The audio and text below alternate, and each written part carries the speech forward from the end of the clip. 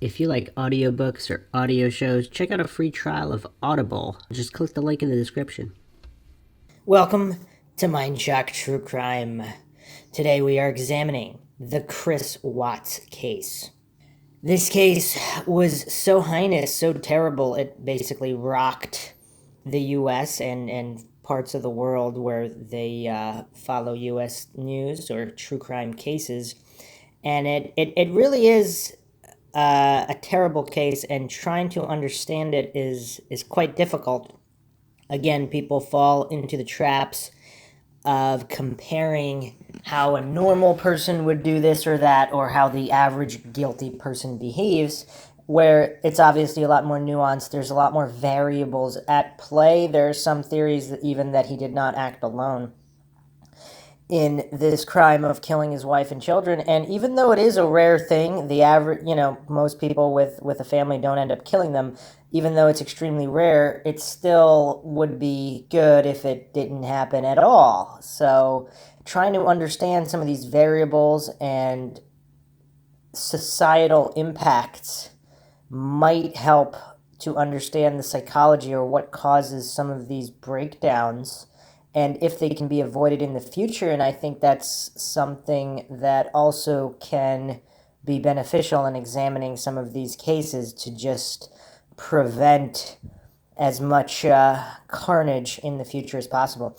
I am, of course, your host, Bruce McGuire. If you like the podcast, you can donate to our PayPal. Just check the link in the description. Make sure you subscribe to the channel, hit the bell for notifications. Make sure you allow your device to have those notifications come through. Or you can just go to youtube.com/Mindshock and see all the latest podcasts, as well as our ever-growing back catalog of cases, conspiracies, and paranormal examinations. You can check us out on Twitter, Facebook, Reddit, and Patreon. Patrons do get priority on case topic requests, co-podcaster requests, logical analyses requests. You could also be a guest on the podcast depending on your tier. Any questions, comments, theories, thoughts, suggestions, rebuttals, debunkings of any kind, leave them in the comment section. So, yeah, there's a few aspects of the case that I don't see a lot of people talking about, and this is Mindshock, of course, where we go down every rabbit hole, every avenue, in objective and neutral fashion. I'm not sure how many people out there believe that Chris Watts is innocent. We could take a look at some of that, but his actions are quite telling, before and after. And a lot of these cases, the individual is either disturbed or there's something off about them, where it would be fallacious to say, oh, well, if they were innocent, they would have definitely acted this way. Or if they were guilty, they would definitely acted this way. Different people act different ways no matter what. That's why we'll be looking at the physical evidence and many other factors, as well as other variables in his life and what could have caused him to snap and do this. And also, there are some anomalies in the timeline, of course, and some people believe he never even wanted to kill his children, and that was something that happened as a result of other variables at play. This was not a standard case of snap, kill everybody. And as terrible as the crime is, of course, some of these inconsistencies and differences from other crimes of this nature are what makes some of this examination not as simple. So, for people that don't know, of course, Chris Watts is a convicted murderer for the Watts family murders. He's currently serving consecutive life sentences for murdering his pregnant wife, Shanann, and his two daughters, Bella 4, Celeste 3. Shanann Watts was 15 weeks pregnant with their son, Nico. Before the murders, Chris Watts was having an affair with Nichol Kessinger, a woman he worked with. Now, again, there are some common themes here with people who end up snapping and murdering their families. A lot of times there is a mistress involved and a lot of these psychological dynamics. But there's so many different people in different cases where it might have not had a role at all. And then you see other cases too where there's no evidence of any kind of affairs, and it's the opposite scenario where the guy's a dedicated, loving father, then one day he just snaps. So all of these cases are completely different, and they should be examined on a case-by-case basis, but keeping in mind other cases so that the differences can be noted. So the Watts family murders occurred early morning hours, August 13th, 2018, Frederick, Colorado. While being interviewed by police, Christopher Lee Watts admitted to killing his pregnant wife, Shanann Catherine Watts, by strangulation. He later admitted to killing their daughters, 4-year-old Bella and 3-year-old Celeste, by smothering them with a blanket. He pleaded not guilty November 6, 2018, to multiple counts of first-degree murder as part of a plea deal when the death penalty was removed from sentencing. He was sentenced to 5 life sentences without the possibility of parole, 3 to be served consecutive and 2 to be served concurrently. Okay, so another issue here is, of course, depending on the exact charges brought against him, was this premeditated or did he snap in a fit of rage? And obviously different people have different theories on that, and yeah, it's hard to really break this down, especially when the victims are so young. Of course, the wife pregnant. It can be emotional, so it can be difficult to look at it objectively. That's actually why I avoid doing some of these cases when they are just happening, just reported. Also, there's not a lot of information known. Now, we're still not that many years removed. I mean, this was 2 years ago, so it's still relatively new, but the Netflix documentary just came out, so a lot of people are interested in the case, and objective logical analysis was warranted. So here it is. This is just a quick breakdown from Wiki, then we'll get into the details. Background: Christopher Lee Watts and Shanann Catherine Watts were natives of Spring Lake and Aberdeen, North Carolina, respectively. They met in 2010 and were married in Mecklenburg County on November 3rd, 2012. They had 2 daughters, Bella Marie Watts and Celeste Catherine C.C. Watts. They lived in a 5-bedroom home in Frederick, Colorado, purchased in 2013, and they declared bankruptcy 2015. Chris was employed by Anadarko Petroleum, while Shanann was an independent representative for the multi-level marketing company Level, selling a product called Thrive. At the time of her death, she was 15 weeks pregnant with a son whom they named Nichol Lee Watts. Disappearance: Shanann returned home from a business trip to Arizona at about 1:48 a.m. on August 13th, 2018, after getting a ride from her friend and colleague, Nicole Utoft Atkinson. Chris was home with the girls. Later that day, Shanann and the girls were reported missing by Atkinson, who became concerned when Shanann missed a scheduled OBGYN appointment and failed to return text messages. After she missed a business meeting, Atkinson went to the Watts home at about 12:10 p.m. When the doorbell and knocks went unanswered, Atkinson notified Chris, who was at work, and called the Frederick Police Department. An officer arrived to conduct a welfare check at 1:40 p.m. Chris arrived home and talked with the officer and discussed ways to locate his missing family. During the welfare check, he gave the police officer permission to search the house, but there was no sign of Shanann or the girls. The searchers discovered her purse containing her phone and keys. Her car, which still contained the girls' car seats, was in the garage. Her wedding ring was found on the master bed. The FBI and the Colorado Bureau of Investigation joined the investigation the next day, August 14th. Chris initially told police he had no idea where Shanann, Bella, or Celeste might be, and he had not seen his wife since 5:15 a.m. on the 13th when he left for work. He gave interviews to Denver stations KMGH-TV and KUSA-TV outside the house, pleading for their return. Investigators with cadaver and search dogs could be heard on the property during the interview. And we'll be getting into that because that initial interview, which was filmed, is one of the most watched pieces of true crime media in history. And it's very interesting psychologically Again, I don't know how many people initially thought he was innocent or could be innocent. There are tells all over the place, obviously, but he's also not a completely average individual. Like, let's say even before the snap, his personality type is not the average individual, so that needs to be kept in mind. And again, compared to other individuals, other cases, other psychological profiles, a lot of information can be gleaned here. Arrest and charges. Watts was arrested late on August 15th.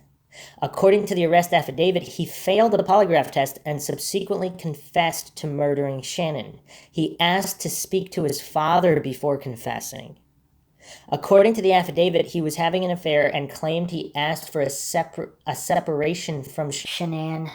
During the investigation, he claimed she had strangled the girls in response to his request for separation, and in a fit of rage, he strangled her and then transported the bodies to a remote oil storage site where he worked. The authorities located the bodies of the Watts family on the property of his former employer, Anadarko Petroleum, on August 16th. He was fired on August 15th, the day of his arrest. The girls' bodies were found hidden in the oil tanks. Shannon was buried in a shallow grave nearby.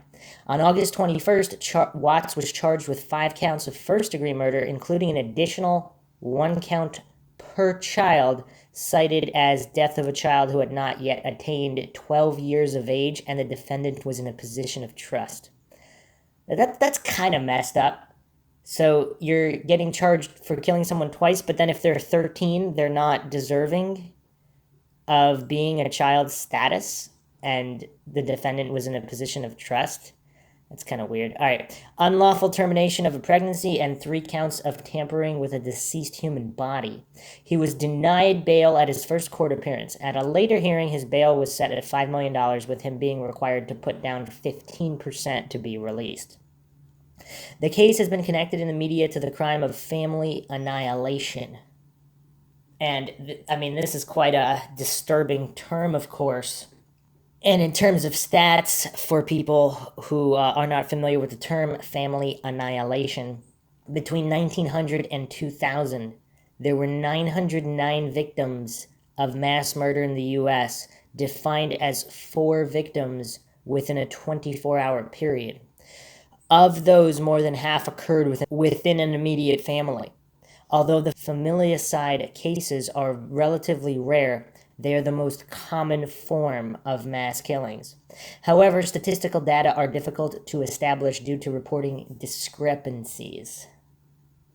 So, yeah, obviously 909 victims within 100 years in this type of crime is, that's not a leading cause of death, but obviously the more that could have been avoided, the better, because that's still way too many innocent victims. 1 is obviously too many. Many of these crimes occur in August before school starts, which may delay detection and investigation. According to former FBI profiler Candace DeLong, cases such as the Wattses are rare because family annihilators usually commit suicide after the murders, an action that he claimed to have contemplated out of guilt for his actions. Now, here's something I'll be getting into after the breakdown, is not only his state of mind, but also the contributing factors to this, and whether this case is extremely unique from other cases where he might have felt that there were other factors that could prevent him from feeling guilty.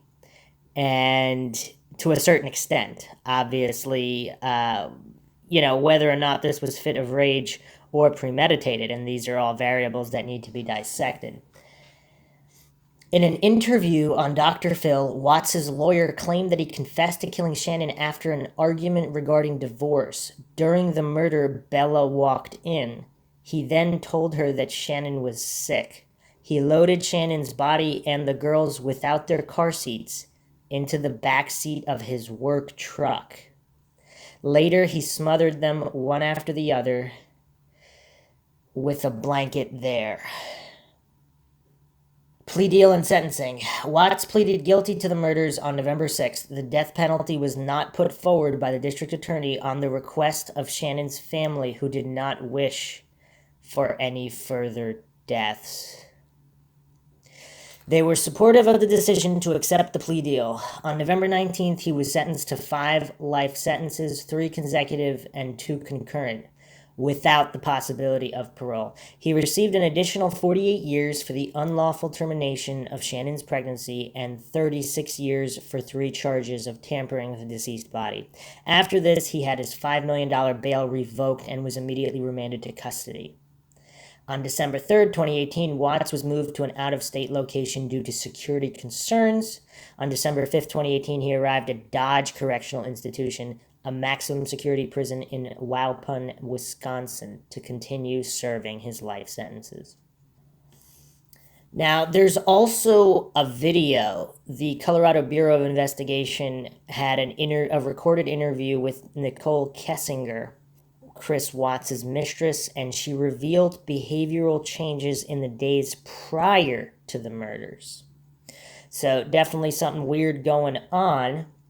So there's also multiple layers here, because if Shanann found out about the affairs, I mean, she had credit card bills, whatever, proof of the affair. If he thought there was going to be some big confrontation, blowout, she was going to leave him with the kids, he couldn't handle that. And this is a guy that supposedly avoided confrontation his whole life. So he just couldn't handle any kind of trouble or confrontation. And is that a snap point? And if he never planned to kill the children and one of them wandered in while he was in the middle of the argument, was that him having no way out? Now, it's tough. And so, yeah, they're having problems in their marriage. They declared bankruptcy, so this is all obviously stressful situations.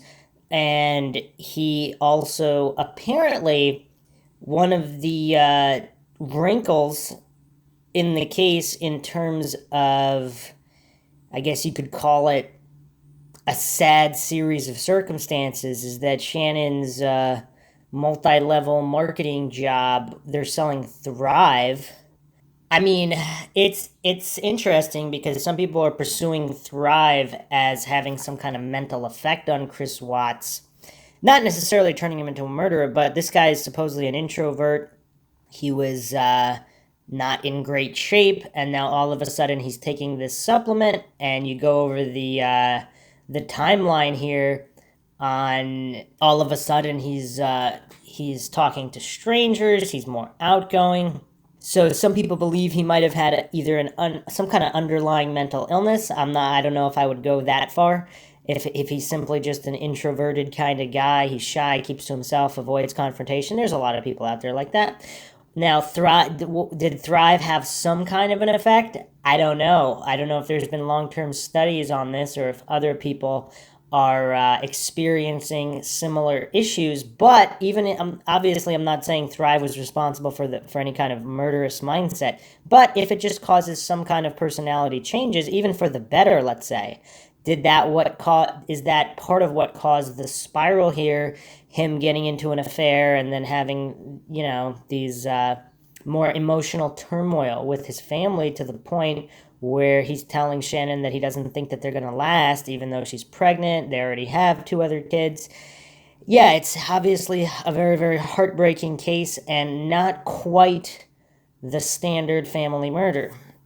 There's actually an old video from 2012 posted on supposedly Chris Watts' own YouTube channel, and this is the only video on the channel, posted 8 years ago, April 26, 2012, and it was a communication speech for his communication class, and the speech was on relationship deterioration and repair, which is, some people find some twisted kind of cold irony there.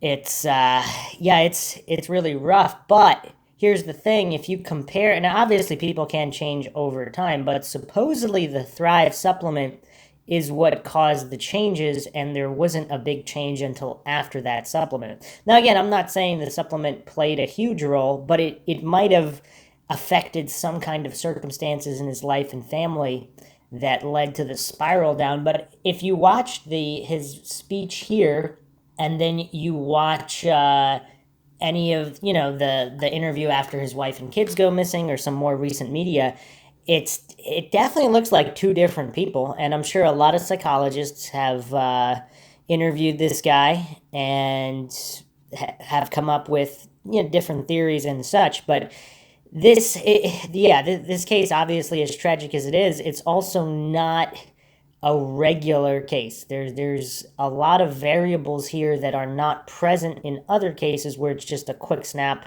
and someone kills their family. There's more variables here. Now, he blames other people, so obviously narcissists usually do that, but is there some truth to it in the sense that he was feeling hopeless or helpless in their family situation? They have another kid on the way, money situation not great. It's very, very difficult. Also interesting to note is this, apparently his IQ is very high. He's got a photographic memory. This is a very, very smart guy. However, in the emotional intelligence department, perhaps not so smart, and that could have led to a lot of these issues and problems. So other than his wife, if he never really had anyone interested in him, until, of course, Kessinger, how would that affect someone's psyche? And then you also have this Thrive supplement, which supposedly is helping him a lot and be more outgoing. What other chemical changes did that cause? Now, people who've done some research online regarding Thrive say that it's bedroom community crack. I mean, these are what some Redditors are calling it. It's not just loaded with caffeine, it has 2 plant-based stimulants which interact with the caffeine to make what is basically herbal speed. They are dosing people with a powerful amphetamine cocktail. People, by and large, with no experience of illicit drugs, straight, white, middle-class 30-somethings from the suburbs, so they do not recognize the effects as being akin to proper uppers. Very interesting. Now, obviously, someone on drugs who murdered somebody is still guilty of murdering people, so that's not a defense.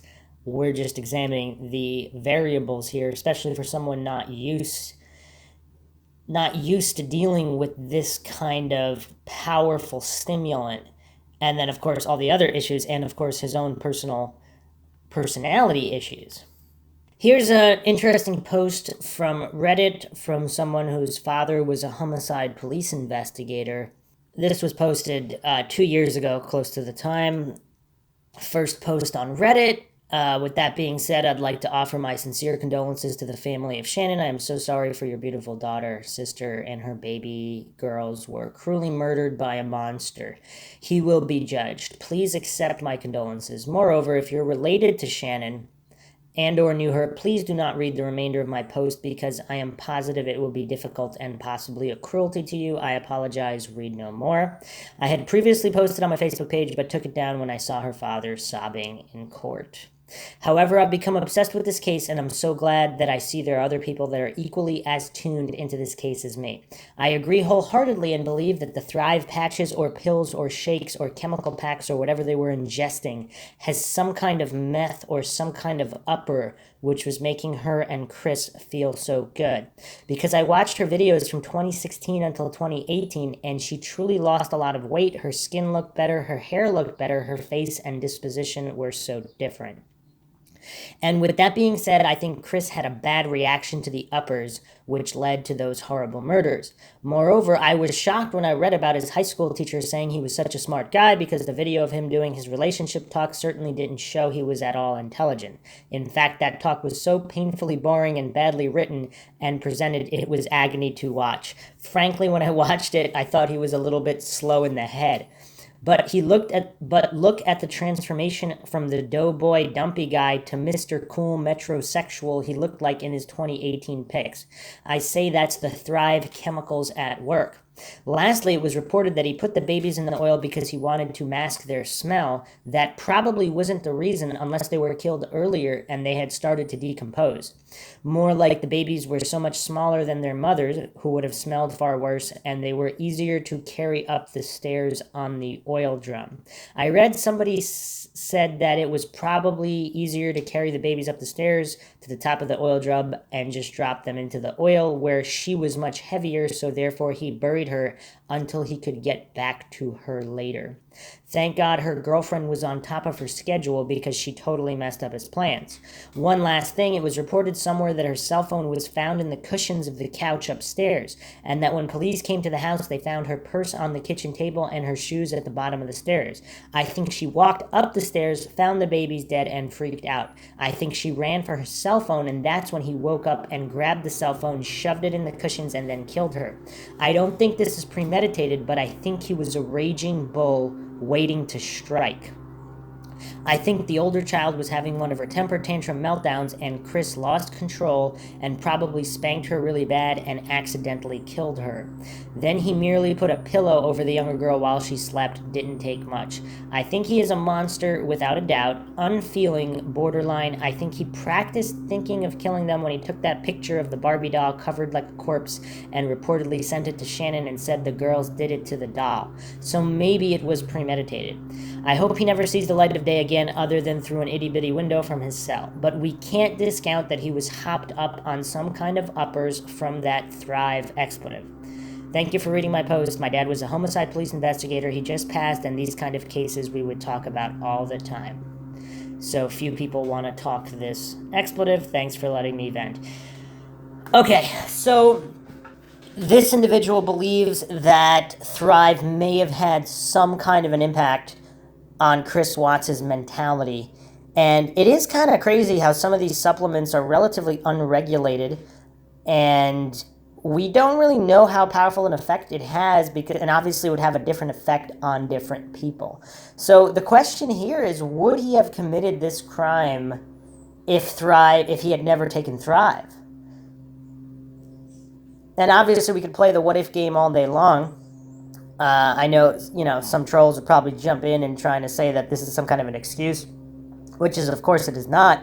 We're just discussing different variables, because we do know that drugs are obviously part of many crimes, murder and not, because when people are chemically affected mentally, they behave in ways they would not otherwise have behaved in.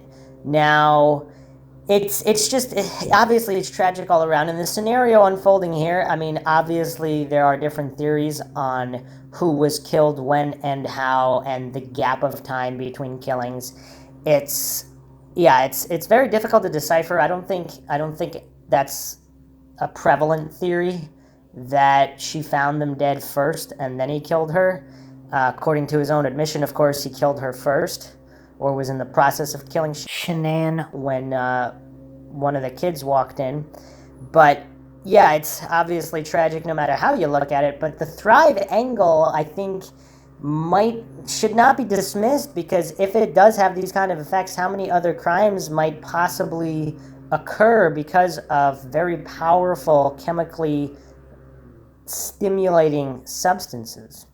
Nobody's really all that surprised when meth addicts in the street attempt murder, but with some of these supplements, they're discounted just because they're labeled as supplements. Here's another post from another Redditor with a different analysis. How does a person get a chemical analysis done? Why hasn't someone taken these Thrive shakes, powders, vitamins, etc., and really looked at them under a microscope? I watched the video of him talking on the porch at least 10 times. He's not laughing. That laugh is really the beginning of what tough guys do when they start to cry. He's a bad actor.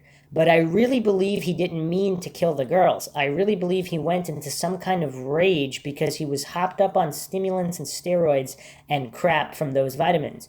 And she and him got into a fight and he smacked her. I think the babies woke up and the fight escalated, and he decided he had enough and he choked her. And maybe he drowned the girls. I so hope he killed them quick. The sheets in the garbage say it got messy, but not messy and not enough time to wash them.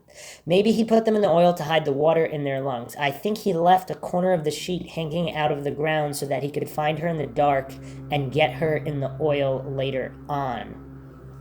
I don't believe he killed the girls before she got home because he wouldn't have had time to throw the sheets in the garbage can. He could have gotten rid of those things, cleaned up everything if he killed her at 2 a.m. and left the house 3 hours later. That's more than enough time. Here's the thing, how does anybody stay awake that long without being on some kind of stimulant? Again, I think that Thrive stuff is super potent.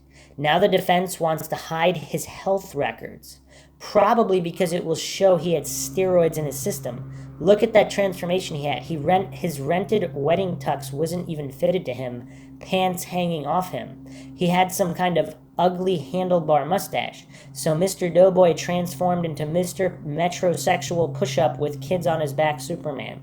You can't transform like that without chemical help. Steroids made him nuts. Her constant belittling him made him pissed. The videos made him more pissed. Watch the Christmas video, it is just painful. She is totally wigged out of her mind because she's overstimulated by whatever they were consuming. Not to mention, I read she was OCD, or so her girlfriend said. But during the video where they were in San Diego, you hear him in the background groaning when she tries to get them on video. And then when she says she can get him to do anything in another video and says she'll be on washing his face in 5 minutes, I don't know if she ever got him to do a new video live 5 minutes later.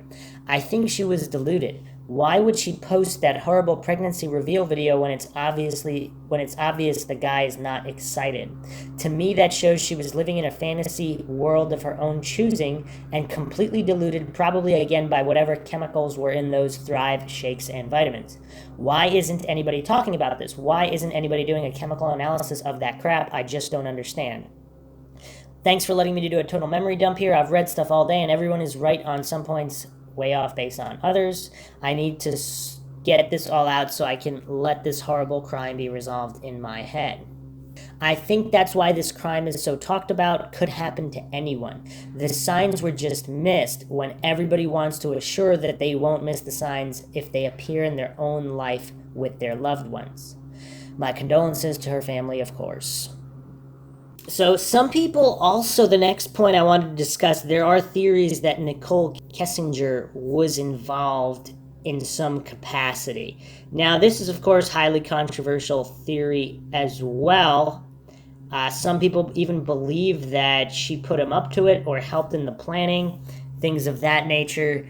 Very, very bizarre and disturbing. Of course, there's many different theories. I mean, all of them are going to be bizarre and disturbing just based on how the atrocity level of this crime. But yeah, apparently relatively close to speaking with him, Nichol Kessinger was already looking up wedding dresses online and things of that nature. She was from his work. So I'm sure that, you would think the police looked into her quite extensively, but again, let's make it a little bit less controversial. Let's pretend this is another case for a moment. Would a mistress be involved in, let's say, because if the man is lying to his mistress saying his divorce is basically final, divorce from his kids, and then she finds out that it isn't, everybody's going to be pissed across the board. These are very, very sensitive, emotional dynamics at play in these situations. And now, again, I don't want to just blame the Thrive, but if you're going to have these powerful chemical stimulants and very, very little sleep, a lack of sleep is, of course, a staple of people who are psychotic or mentally disturbed. Some of them don't sleep very often, and that, of course, is not good for your brain. It is not good for your brain if you're not getting adequate sleep. You're going to be more prone to fits of rage and just not thinking clearly, things of that nature. So it's almost like there was, I don't want to say a perfect storm, but there was a storm of variables here that enabled these events to unfold this way, that maybe they would not have unfolded this way if not for the Thrive or steroids. If he was on steroids, of course, we know about roid rage. Now, if he did it, he's still responsible here. Was Nichol Kessinger involved? That's a very, very tricky question. You would think the police looked into her alibi and accounted for her whereabouts. But even if not, what did she tell Chris Watts? And did Chris Watts feel that there was more at stake than there was? And that even if Nichol did not tell him anything of that nature, but he just felt like it, that the situation was so beyond saving for whatever reason, and fit of rage. But I guess the ultimate question is the level of premeditation here. Another issue here, of course, is the dynamic between Chris Watts' parents and Shanann, because apparently they didn't really like her. And when they first were reported missing, apparently Chris Watts' mother believed Chris that she was missing and just doing it for the attention or whatever. And Chris Watts kind of thought, again, not really thinking, again, this is whatever, either chemical stimulants, lack of sleep, or just general personality disorder issues. He thought that everybody might believe that as well. So, kind of short sighted in a way. Obviously, even highly intelligent people have emotional blind spots where they don't consider things. We see this all the time with mastermind criminals that eventually get caught. A lot of times it's something simple, so they're capable of planning out very complex and very intellectual schemes, but there are some very basic emotional points they might have missed due to low emotional IQ. And this might have been one of the issues. Now, also, people discussing this online believe that Kessinger had some kind of role in affecting Chris Watts' mentality, which is, I mean, obviously it's true on some level. Now, exactly how much that is, we don't really know. And as I was saying before, if he really did love Kessinger, or thought he did, and there were some mind games at play, would he protect her if she was involved on whatever level, even whether it was just some kind of offhand comment or maybe even a bad joke that he took to heart for whatever reason? I don't know. That's a tough one. So the last thing I'm gonna go over here is the possible theory that Shanann was the one who killed the kids. I know people are speculating all kinds of stories. Now, if he, with his type of personality, would he, so if he killed her, would he in some way feel some, would he want to hide the fact that she killed the kids if she did? I mean, I don't know. That's a hard question. I'm just going to read a couple more posts here. I could never reconcile the purse being left behind. I still can't work out why he did such a bad job at hiding the bodies. I know people often hide bodies in places they are familiar with, but his choice is just bizarre. Someone responded, from what I read on the location, it was pretty remote from the aerial view, and there were huge oil tanks. I also don't understand. I don't know why the dum-dum left a bedsheet out there. A drone saw the bedsheet that matched the bedding, so maybe the cops knew the location before he actually confessed. I don't believe she killed the girls and he watched on camera. It hadn't been that long that they were dead that he couldn't have performed CPR or called for help, so that doesn't make sense to me. It's a sad story. The more I read, the more I fill in the blanks with my own imaginary scenario.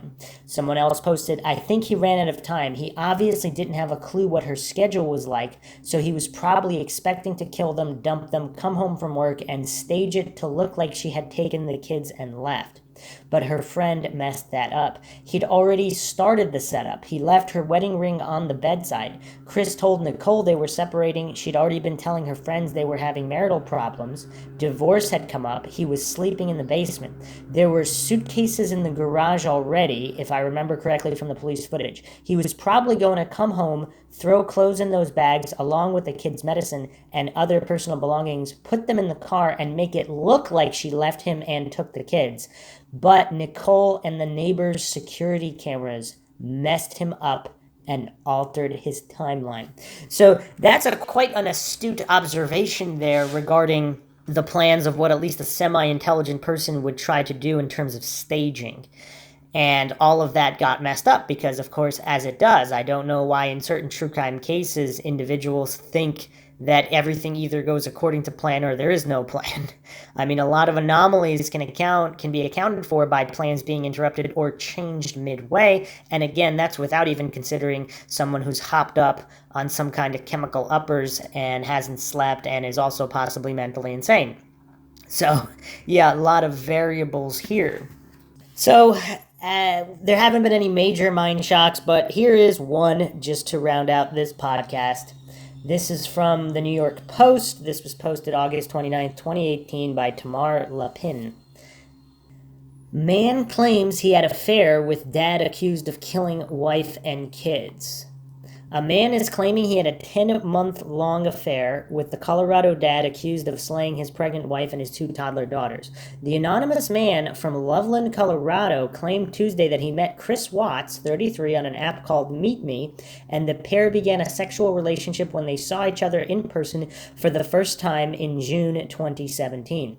It was clear to me that he was interested in me and attracted to me, the man said on HLN's Crime and Justice show, but Watts allegedly told him he was not out and not ready to be out as far as his sexuality.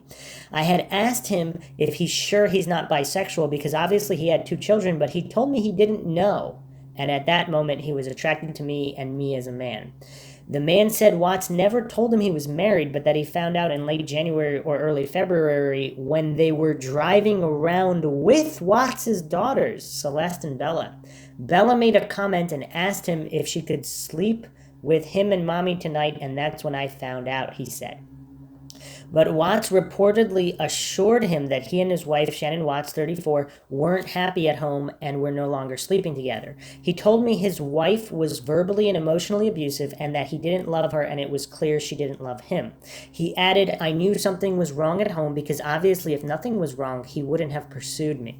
Eventually, the man said he broke it off when Watts kept telling him lies. He said he felt ill when he found out Watts was arrested this month in the slayings of his wife and 2 daughters. According to court documents, Watts was having an affair with a coworker. The anonymous man said he imagined the coworker would be either a man or a woman, as opposed to something else. Friends of Shannon Watts also claimed she had told them she suspected her husband was having an affair. The mom was 15 weeks pregnant when she was found dead August 16, along with her 2 girls. HLN's host Ashley Banfield said the show sought the man to speak out, but that it couldn't independently confirm his story. So, yeah, it's very possible this guy is lying, but that definitely adds another layer of mystery to the case. But is it really that simple of a case where a man wanted to avoid a confrontation when his wife found out that he was cheating on her? And in some kind of physical altercation, the kids become witnesses, and he's that deranged or that much in a fury that he just kills everybody. And it's very bizarre because, again, his personality is extremely introverted, someone who avoids confrontation at all costs, never been in trouble in his life. And then we had the layer of the Thrive supplement, and it's a very, very bizarre and tragic case for all involved. Hopefully, every avenue was investigated regarding the Kessinger, the woman he was having an affair with. And actually, I found one more interesting post that might explain some of the issues here. I think he disassociated in a way. When a person sleeps 3 hours a night while wearing a caffeine patch, my guess is they are getting little to no REM sleep, especially the way it was described in the recent interview where he'd fall asleep mid-sentence and wake up finishing the sentence. Between the massive change in his life, complete lack of sleep, I think reality must have seemed dreamlike to him, where actions had no consequences since surely he'd just wake up later and his mind was completely muddled. I think he got extremely mad, killed Shanann without thinking about it.